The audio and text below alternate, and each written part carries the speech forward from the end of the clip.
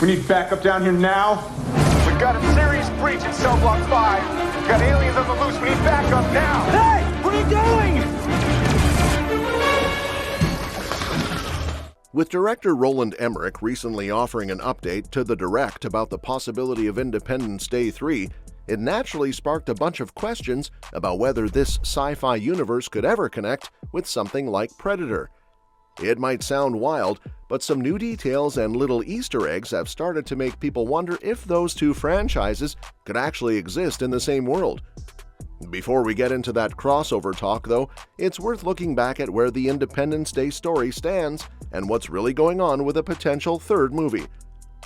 The original Independence Day hit theaters in 1996 and became one of the biggest science fiction blockbusters of the decade. Starring Will Smith, Jeff Goldblum, and Bill Pullman, the movie told the story of an alien invasion that nearly wiped out Earth, forcing humanity to unite and fight back. Its mix of large-scale destruction, emotional moments, and that unforgettable presidential speech made it an instant classic. Then, 20 years later, Emmerich came back with a sequel titled Independence Day Resurgence.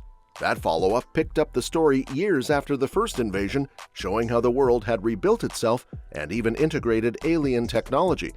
But of course, the aliens weren't done with Earth just yet. Roland Emmerich, who both wrote and directed the first two films, has always seemed to have a soft spot for this universe. In a roundtable interview with The Direct at San Diego Comic-Con, he opened up about his thoughts on doing a third Independence Day. He revealed that he actually has a story for it and knows exactly what he'd want to do next. The only thing holding things up right now is Disney, which owns the rights to the franchise after buying 20th Century Fox in 2019. When asked about whether there's still any hope for ID3, Emmerich explained that since Disney owns the property now, he'd probably have to reach out and talk to someone there. He said with a laugh that he does have the story ready, he's just waiting for that call from the right person. In his own words, he's ready to go. The interviewer even joked about calling Disney himself, and Emmerich played along saying, "Yeah, call them." It was a lighthearted exchange, but it also showed that Emmerich hasn't given up on the idea. It's interesting because when Disney bought 20th Century Fox, a bunch of older franchises suddenly became question marks. Projects that had been in the works were put on hold or canceled while Disney figured out what to do with all these new properties. Since then, Independence Day has been one of those series that hasn't gotten much attention. The last real update before this came several years ago, and it didn't sound too promising at the time. Back in 2015, just before Resurgence was released, there were actually plans for 2 more movies. Emmerich had imagined Resurgence as the first of a new trilogy, but those plans depended heavily on how the sequel performed at the box office. When it came out, it made around $397 million worldwide. Not a flop, but not the big hit everyone had hoped for either. The reviews were also pretty mixed, with many fans saying it didn't quite capture the magic of the original. Because of that, momentum for a third movie started to fade. Then, when Disney stepped in and acquired Fox, the future of a lot of those older sci-fi projects became uncertain. It wasn't clear if the studio would want to invest in a third Independence Day or start fresh with something completely different. Even though that buyout made things complicated, Emmerich has stayed positive about the idea of returning to this universe. In a 2020 conversation with Cinema Blend, he mentioned that while he hadn't heard anything official, he still believed Disney might be interested someday. He said Hollywood can be unpredictable, and even though he once thought the idea might be over after Fox was bought, he could still see Disney wanting to do something with such a recognizable franchise. After all, Independence Day has name value, and Disney does enjoy working with big cinematic worlds.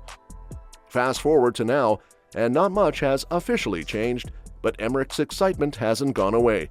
He clearly is still passionate about telling another story, and considering how the second movie ended, with Earth preparing for an intergalactic counterattack, it feels like there's still plenty of story potential left on the table. A third movie could easily explore that next chapter of humanity fighting back in space rather than just surviving another invasion. That brings us to the other fascinating piece of this conversation, the question of whether Predator and Independence Day could take place in the same universe. It might sound like just fan speculation, but there's actually a surprising connection that's fueling the discussion.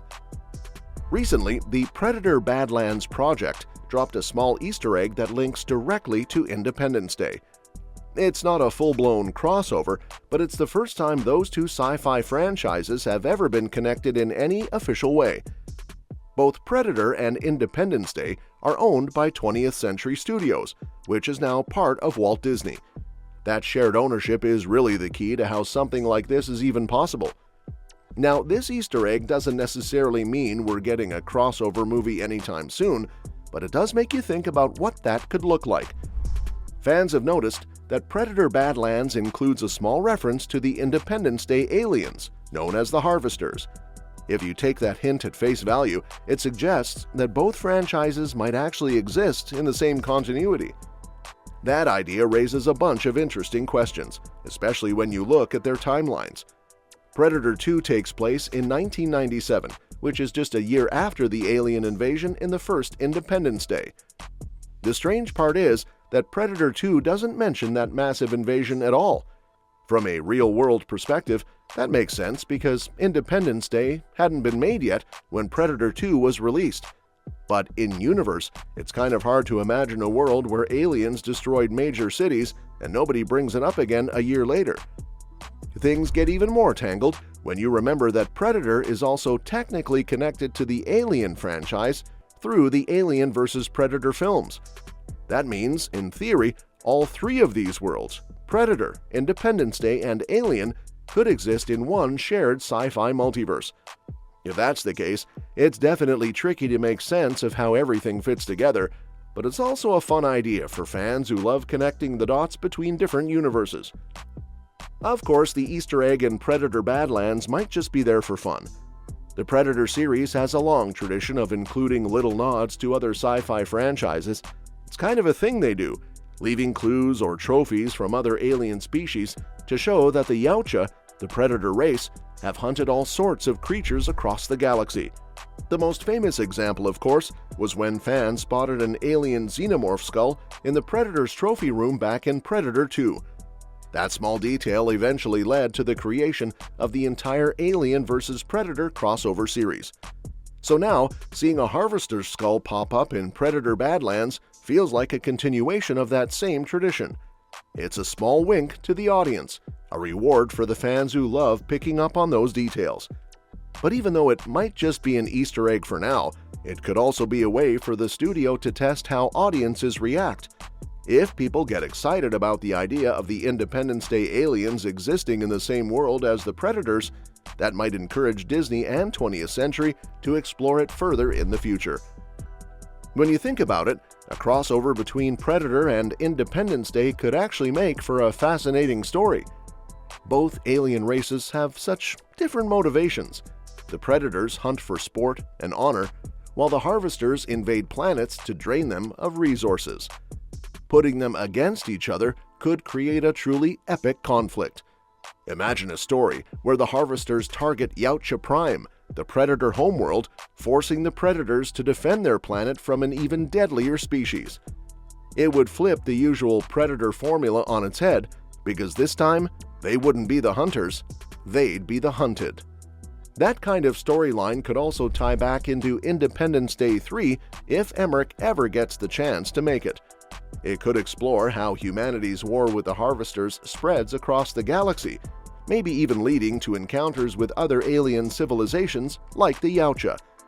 It's not hard to picture Emmerich's large-scale storytelling fitting right into that kind of cosmic battle.